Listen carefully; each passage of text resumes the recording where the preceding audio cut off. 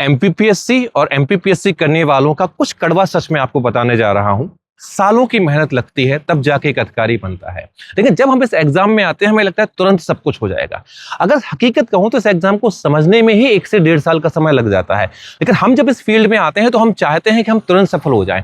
अभी 2023 का रिजल्ट आया है, जिन लोगों ने सफलता पाई है उसमें आप 2 बातों को बहुत अच्छे तरीके से समझेंगे। एक कि जो लोग पहले से लगातार या तो इंटरव्यू दे रहे थे या ऑलरेडी सिलेक्टेड है वही लोग सिलेक्ट हो रहे हैं।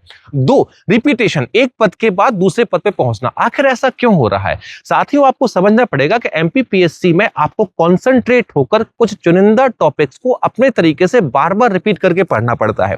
बहुत ज्यादा पढ़ाई करके अगर सफल हो रहे होते तो बहुत सारे लोग हैं मार्केट में जो आराम से सफल हो जाते। आपको देखना है सिलेबस में कहां से क्या आता है, कौन सी यूनिट कितनी महत्वपूर्ण है। अगर मैं मेंस की बात करूं तो आपको यह देखना है कि कौन से पेपर ऐसे हैं जो कम मेहनत में आपको ज्यादा अच्छा कर सकते हैं। प्रीलिम्स में भी आपको ये देखना है कि कौन से ऐसे टॉपिक हैं, 50-60 टॉपिक जो आपको बहुत अच्छा स्कोर दिला सकते हैं। आप अगर बहुत ज्यादा पढ़ने की कोशिश करोगे ना और कंसंट्रेट होकर सिलेबस के अकॉर्डिंग नहीं पढ़ोगे तो आपके लिए बहुत बड़ा नुकसान है। दूसरी बात यहां पर होता क्या है, हम देख देख के एमपीपीएससी में आ जाते हैं कि फलाना डिप्टी कलेक्टर बन गया, ठिकाना डीएसपी बन गया, हम भी बन जाएंगे। ऐसे नहीं होता। उनके स्ट्रगल को देखिए, 6-6, 7-7 साल लगा रहे हैं और आप लोग 1 साल में बाहर हो जाते हैं। तो एक बात पहला कड़वा सच है, ये समय मांगता है, कंसंट्रेशन मांगती है और बहुत ज्यादा जरूरी है कि आप सिलेबस सेंट्रिक होकर पढ़ाई करें। दूसरी बात, एमपीपीएससी के सच को आप समझिए। एमपीपीएससी अभी हाल एमपी में मात्र एक एग्जाम है जिसकी परीक्षा लगभग हर साल होती है। मैं ये मानता हूं रिजल्ट डिले हो रहे हैं, रिजर्वेशन के कारण थोड़ा सा आपकी पोस्ट होल्ड है, ये सब बातें, लेकिन क्या यही बात है जिन लोगों का सिलेक्शन हुआ है अगर उन्होंने सोचा होता तो क्या वो सफल हो पाते? आप अपना घर छोड़कर आते हैं यहां पर सेलेक्ट होने के लिए। आप जब सेलेक्ट होने के लिए आए तो जिस समय आप अदर बहानों में, नोटिफिकेशन नहीं आया, कैलेंडर नहीं आया, रिजल्ट नहीं आया, क्या होगा? जब इन सब बातों में आप लगे रहते हैं उस वक्त वो लोग पढ़ रहे होते हैं। आप ये ध्यान दीजिए, 2026 में 350 से 500 पद आपके आने वाले हैं। मैंने 51 टॉपिक की लिस्ट आपके लिए बना के रखी है। आप सिर्फ 3 महीने कंसंट्रेट होकर रणनीति से पढ़ के देखिए, एक बार प्रीलिम्स निकालिए, क्योंकि जब आप प्रीलिम्स निकालते हैं तब आप हकीकत में एमपीपीएससी टकराते हैं।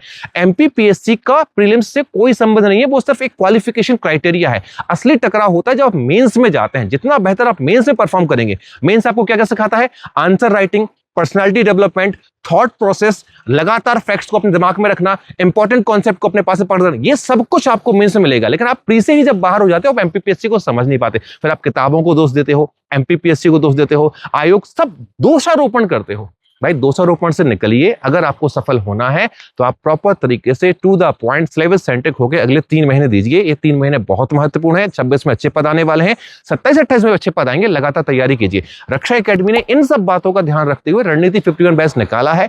बहुत सारे डेमो वीडियो यूट्यूब पे पड़े हुए हैं, आप देखिए कैसे टॉपिक वाइज पढ़ाया जाता है, कैसे कम समय में अच्छे स्कूल आया जा सकता है। बाकी बहुत सी बातें मैं आपके साथ में अदर वीडियो में करूंगा, लेकिन मुझे लगता है कि हम हकीकत नहीं समझते, हम कड़वाहट एक्सेप्ट नहीं करना चाहते कि हमारी गलतियां हैं। क्योंकि अगर आपकी गलतियां नहीं होती तो वो लोग अलग ऐसा क्या कर रहे हैं कि वो सफल हो रहे हैं, आप सफल नहीं हो रहे। अगर आपसे मेहनत नहीं हो रही है, आप लगातार नहीं पढ़ सकते हैं, आप 1 से 2 साल 3 साल तक गैप नहीं रख सकते हैं तैयारी के बीच में, या लगातार आप 2 से 3 साल नहीं रुक सकते हैं, तो मुझे लगता है आपको इस फील्ड को छोड़ देना चाहिए। बाकी ध्यान रखें, इस चैनल को फॉलो जरूर कर लें और साथ में आप सब्सक्राइब जरूर कर लें, क्योंकि रट्टा मार सीरीज 51 टॉपिक के बहुत कुछ आपको यहां पे मिलने वाला है। जय हिंद।